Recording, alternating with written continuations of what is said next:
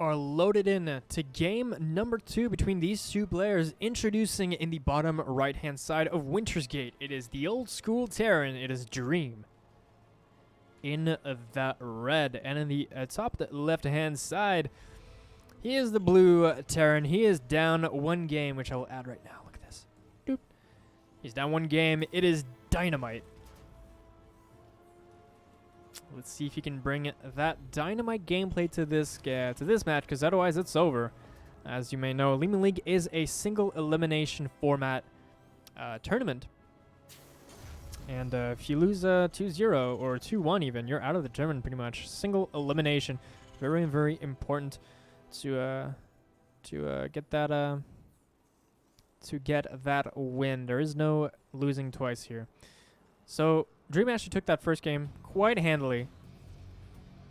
Quite handily indeed. He got that air dominance, and he was able to push him back from there. And he did have a very interesting opener, which is the same opener he's actually doing now, which is the quintuple Reaper opener.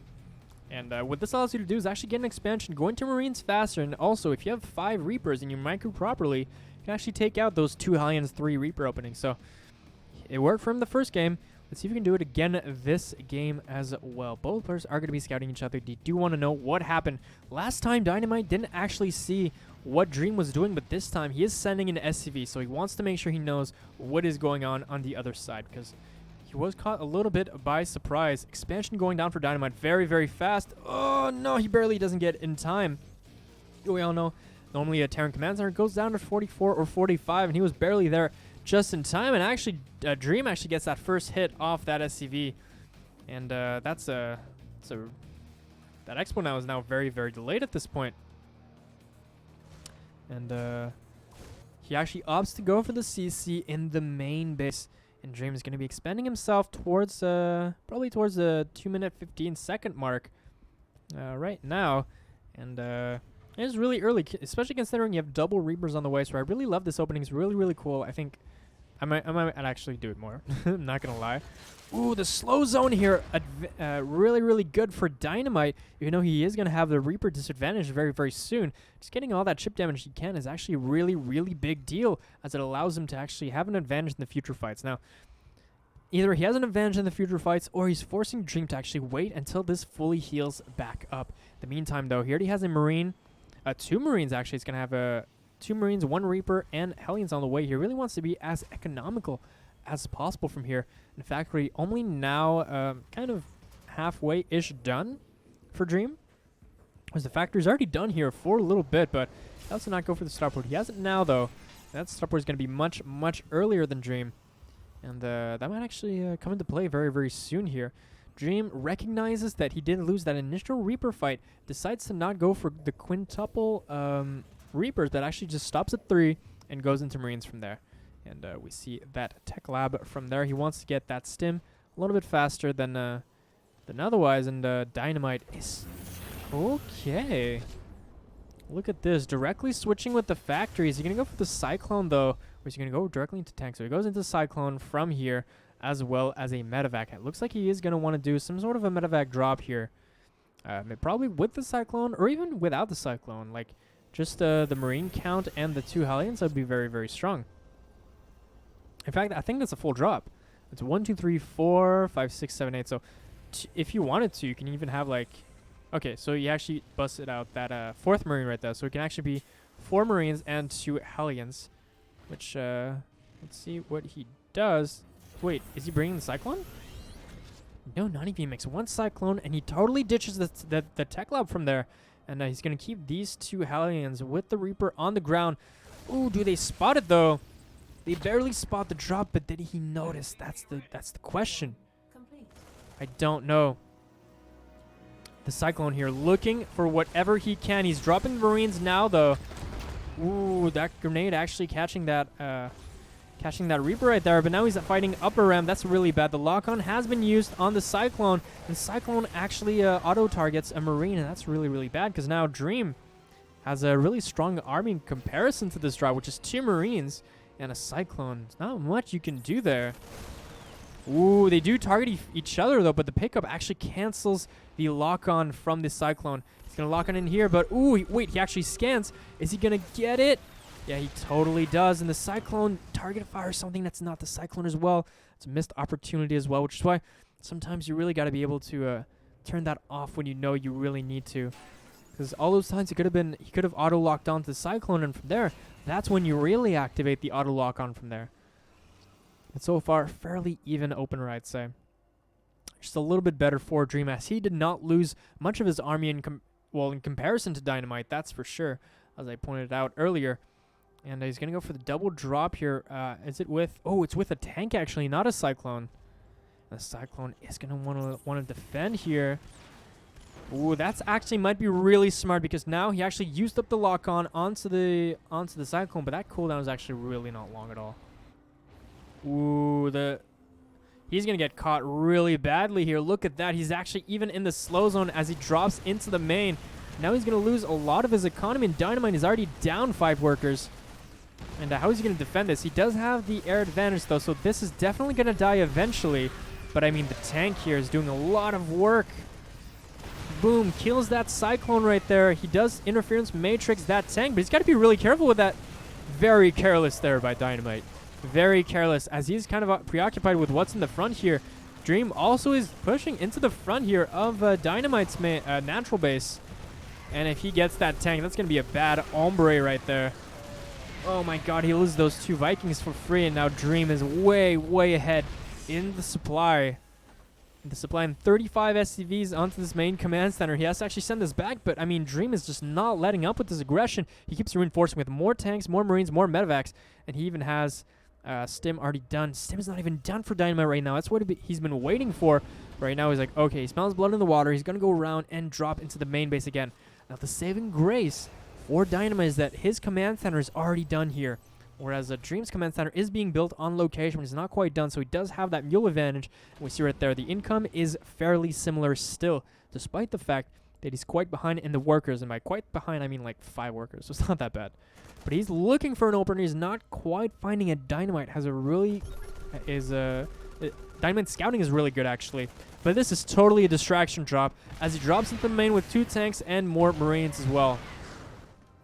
Drops into the natural. He does kill that Marine right there. And just 2 Marines here is being a massive pain. Massive pain. Oh my god, look at that. Dream actually dropping into the mineral line, trying to get as much siege tank fire damage as he can. The air dominance here is going to show for DynaMite. He's going to be able to push back this drop, but he's still in a very, very rough position. Dream is not letting go of this aggression. He really wants to push even more.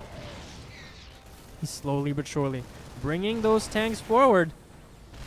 And now, oh man, he scans right at the right time. Okay, no. This push is completely deflected. He is going to land those Vikings, taking care of that immediately. And very nice defense by DynaMite. He did have that air advantage, and he really used that as best as he could to defend that. And all in all, he still has a 3rd command center. He still does have his barracks, but he did lose a little bit in terms of army and add-ons as well. Man, Dream is not letting up with these drops. He's going to go for the main base once again, but these Vikings are now going into position, so I'm not sure if this drop is actually going to do anything. Boom. Okay, well, that one's dead. It's the best we can say. Oh my god, he actually catches his drop. He catches the first one, not the second one. But still, massive pickoff for DynaMite. But Dream is still quite ahead in the army supply. Even though he lost that full drop, the workers are almost equal at this point. What's the upgrades looking like, though? Looks like he has 1 attack already done for Dream. And his armor is on the way as well, whereas DynaMite just started his +1 attack right now. He's way, way far behind in the upgrade department, but nice spread of the tanks here.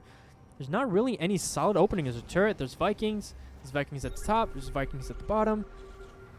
I'm not sure if you can actually break this in any way. He does scout the main army. And Dream, Dream has to give up at this point. He needs to go into the later part of the game, but he's going to try and at least contain while he can. The problem with being on the map when you don't actually need to might be counter drops. However, he might know that there isn't really any counter drops at this point. Oh my god. I don't know how Dream does it, but he just keeps sneaking in some more drops. That's more workers dead, and now Dream is up at 16 full workers. 17 full workers. And man, he's just not letting up with this. All the Vikings are in one position. He notices right there that there is no Vikings in the air. If there was, they would be shooting at those medevacs right now. But as soon as he scouts that all the Vikings are together, now he's sending the Vikings back into that defensive mode. So he's... Oh, wait, no. He's actually bringing them back. What? He's not sure where their attack is coming from. He loads up the medevacs. Now he can finally go into the main pretty freely at this point. And that's not going to be contested. Look at these Vikings. They're not in position. And the double drop goes into the main once again, taking care of even more workers while Dream actually takes a 4th base very comfortably on location. And now this is a very annoying drop. You will lose all the medevacs. That's the downside to these kinds of drops, that you're going to lose all the army pretty much. But you do stall so much. And Dream is just pushing his economic advantage right now, and it's translating even into his army as he has 20 more army supply and more upgrades as well. Dream even has +2/+2 on the way, whereas only +1 and +2 for DynaMite. He does scout the 4th base, but there's not much he can do at this point. These Marines are just trying to spot each other, but also trying to counter each other's Marines. Now, in every single fight, Dream's Marines are going to win because they do have that +1 armor, as well as that +1 attack, whereas DynaMite only has that +1 attack. Ooh, engagement here in the middle of the map. The tank's actually sieging. They're going to take out a big chunk of those Marines there, and they actually take care of that frontal tank, as well as air advantage is actually in Dream's favor right now. Because all the Vikings are here. They're really scared of a drop, and no drop is coming. So he's just chilling here with a massive air advantage, pretty much. And he's sniping medevacs, man. Every single move that Dream does is very, very efficient.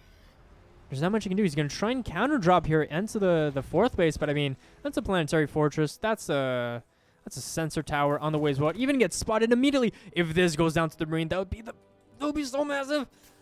Ah! Can he do it? No! Dream had a dream. He didn't make it work, though. Okay, those Vikings immediately shut that down. And this is a massive, massive contain. Finally, he brings those Vikings out of defensive position into the frontal defensive position, you could say. But, I mean, this contain is very, very strong. It's an arc. There's not much you can do.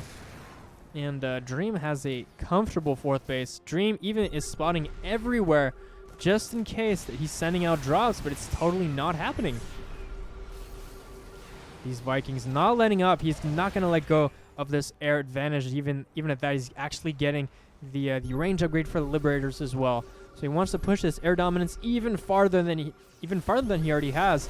And I mean, DynaMite is in a really difficult position. Those tanks, though, being kind of given to DynaMite for free there. But it's not like he's in any, it's not like he's missing that many tanks either. Air dominance is showing right now. And he does have the Liberators. However, they're not covered by the siege tanks. He's going to have to snipe those Liberators very, very fast. But no, massive Marine count just comes crashing in to the blue Terran's base. And that's GG. Dream takes game number 2.